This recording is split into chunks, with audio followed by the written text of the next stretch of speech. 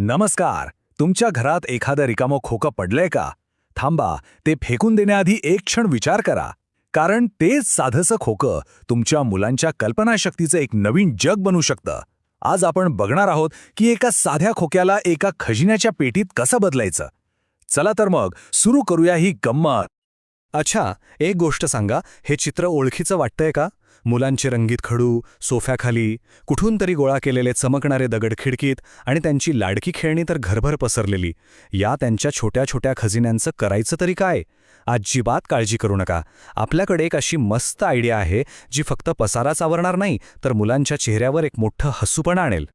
तर आज आपण काय काय बघणार आहोत. आधी आपण समजून घेऊया की कल्पनेचे खोके म्हणजे नेमकं काय. मग त्यासाठी काय तयारी करायची ते पाहूया. त्यानंतर लहान आणि मोठ्या मुलांसोबत ही ॲक्टिव्हिटी कशी करायची आणि हो, या खेळातून मुलं नकळतपणे काय काय शिकतात हेही जाणून घेऊया.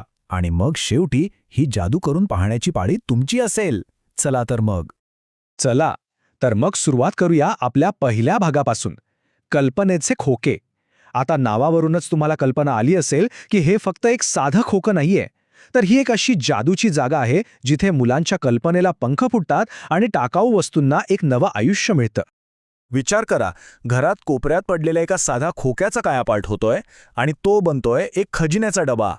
आणि हे करताना मुलं फक्त सजावट नाही करत, तर खूप काही शिकतायत. स्वतःच्या वस्तू जपायला शिकतात, त्यांच्यातला छोटा कलाकार जागा होतो आणि सगळ्यात महत्त्वाचं, टाकाऊ वस्तूंमधून काहीतरी सुंदर बनवण्याचा आनंद मिळवतात. म्हणजे बघा, ही फक्त एक ॲक्टिव्हिटी नाहीये, हा तर जबाबदारी आणि क्रिएटिव्हिटीचा पहिला पाठ आहे. चला तर मग आता या मस्त प्रवासाला निघायचंय, पण त्यासाठी तयारी तर करायलाच हवी ना. आता काय काय सामान लागेल? अरे छा, घाबरू नका, काही मोठं सामान नाहीये, बाजारात जायची पण गरज नाही. बहुतेक सगळं आपल्या घरातच सापडेल. चला बघूया काय लागतंय ते. सगळ्यात महत्त्वाचं म्हणजे एक साधं पुठ्ठ्याचं खोकं. हाच आपला कॅनव्हास आहे. मग त्याला सजवण्यासाठी रंगीत कागद, कापडाचे छोटे छोटे तुकडे, मुलांचे आवडते क्रेयॉन्स किंवा वॉटर कलर्स, चिकटवण्यासाठी डिंक किंवा फेविकॉल, आणि जरा अजून भारी बनवण्यासाठी थोडे मणी, रिबन्स, स्टिकर्स. अरे हो, बाहेरून आणलेली सुकलेली पानं, फुलं सुद्धा चालतील. म्हणजे बघा, तुमच्या कल्पनेला पूर्ण वाव आहे. ओके, सगळं सामान जमलंय का? मस्त. चला तर मग आता खरं काम सुरू करूया. आधी आपण सुरुवात करूया लहान गटापासून, म्हणजे साधारण 3 ते 5 वर्षांच्या आपल्या छोट्या दोस्तांसाठी.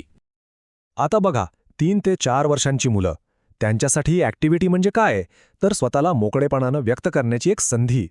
इथे ना कोणते नियम आहेत ना अपेक्षा. बरोबर चूक असं काहीच नाहीये. त्यांना त्यांच्या मनाप्रमाणे करू द्या. अगदी आकाशाला हिरवा रंग दिला तरी चालेल. काय करायचंय? अगदी सोपं आहे. प्रत्येक मुलाला एक खोका द्या आणि सांगा, हा बघ, हा तुझा जादूचा बॉक्स आहे. तुला जसा आवडेल तसा सजव. आणि मग काय, त्यांच्यासमोर रंग, कागद, स्टिकर्स, सगळं साहित्य ठेवा. आणि मग बघा गंमत. आणि हो, एक सगळ्यात महत्त्वाची गोष्ट, मुलं जेव्हा काम करत असतील ना, तेव्हा त्यांच्याशी बोला. त्यांना विचारा, अरे वाह, किती मस्त सजवलायस खोका, हे काय काय लावलंयस बरं? बघा, असं विचारल्यावर त्यांना किती आनंद होईल. ते उत्साहाने सांगतील आणि त्यांचा कॉन्फिडन्स पण वाढेल. ठीक आहे, आता वळूया 4 ते 5 वर्षांच्या मुलांकडे. या वयात कसं, त्यांची बोटं जरा जास्त तयार झालेली असतात, गोष्टी छान पकडता येतात त्यांना. त्यामुळे आपण त्यांना थोडंसं चॅलेंजिंग पण तितकंच मजेशीर काम देऊ शकतो. या वयोगटासाठी ना फाडकाम आणि चिपकटकाम ही पद्धत एकदम बेस्ट आहे.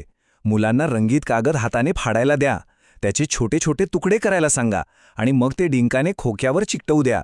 मग जेव्हा खोका तयार होईल तेव्हा त्यांच्याशी गप्पा मारा. अच्छा, आता यात काय ठेवणार आपण, खडू की पेन्सिल्स? आणि मग सगळ्यांचे खोके एकत्र करून घरात किंवा वर्गात कुठे छान दिसतील हे पण एकत्र ठरवा. एक छोटासा खेळच होईल हा. एक गोष्ट लक्षात ठेवा, प्रत्येक खोका म्हणजे त्या मुलाच्या कल्पनेचं प्रतिबिंब आहे. म्हणून प्रत्येकाला विचारायला विसरू नका, वा, खूपच छान झालाय, सांग बरं मला, कसा सजवलास तू तुझा खोका? या एका प्रश्नाने ते स्वतःच्या कामाबद्दल बोलायला शिकतील. चला आता वळूया आपल्या मोठ्या गटाकडे, म्हणजे साधारण 5 ते 6 वर्षांच्या मुलांकडे. ही मुलं आता बऱ्यापैकी तयार असतात थोड्या अवघड आणि क्रिएटिव्ह गोष्टी करायला. बघूया त्यांच्यासाठी काय आहे. या मुलांना आपण कोलाज किंवा पेंटिंगसारख्या ॲडव्हान्स टेक्निक्ससाठी प्रोत्साहन देऊ शकतो. त्यांना मणी, रिबन्स, वाळलेली फुलं असं अजून वेगवेगळं साहित्य द्यायला हरकत नाही. आणि सगळ्यात भारी गोष्ट काय माहितीये, जेव्हा त्यांचं काम पूर्ण होईल तेव्हा प्रत्येकाला त्यांचं काम प्रेझेंट करण्याची संधी द्या. त्यांना त्यांच्या बॉक्सबद्दल सगळ्यांना सांगू द्या. बघा त्यांचा आत्मविश्वास कसा दुणावतो ते. त्यांना विचार करायला लावण्यासाठी असा एखादा प्रश्न विचारा, अरे तुझा बॉक्स इतरांपेक्षा खूप वेगळा दिसतोय, असं काय खास केलंस तू? बघा, हा साधा प्रश्न त्यांना स्वतःच्या कामाबद्दल विचार करायला भाग पाडेल. तर कशी वाटली ही ॲक्टिव्हिटी? मस्त आहे ना?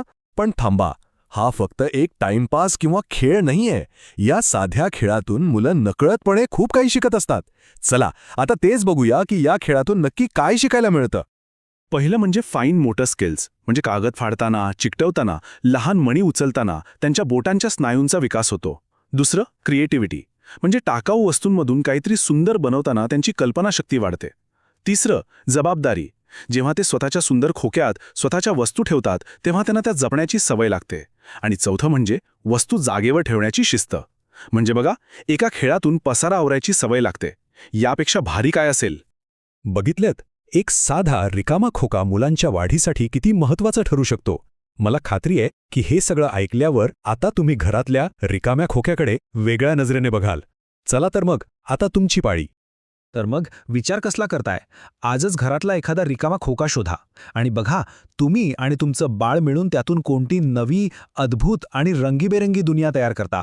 नक्की करून पहा आणि मुलांच्या कल्पनेला पंख फुटू द्या.